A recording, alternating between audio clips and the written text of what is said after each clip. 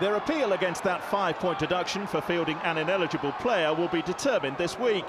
Sale's rather unhelpful victory over Bath had already happened. Not much is under London Welsh's control at the moment, but they could have a say on events at Kingsholm. And amid difficult conditions and with rugby to match, they found Gloucester strangely unable to impose themselves.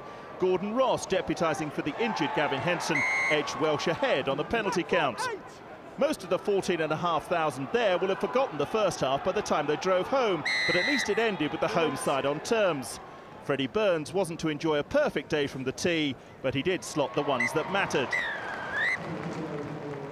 After just one defeat in 7 league games at home, the Cherry and Whites might have expected to put that patchy first 40 behind them and kick on, a prospect almost immediately hampered by a reduction in numbers.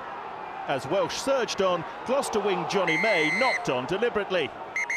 His yellow card immediately followed by another success for Ross, and the Exiles look like ending their turbulent week with a first league win since November. Even more so when they made the extra man really count. The marauding James Tideswell to the fore again. Wing Phil MacKenzie finished the job, and Welsh led by more than a score. Crucially, Ross missed chances to stretch that advantage further, and as the game entered the final quarter, Gloucester stirred at last. Not with anything approaching their best rugby, but with a steady application of pressure that the visitors couldn't handle, and which Burns exploited in full. Soon after cutting the arrears to 5 points, he reduced it to 2. Now Kingsholm was making some noise, and the home pack were listening. A huge drive with just 6 minutes to play gave Burns a platform to finish the turnaround.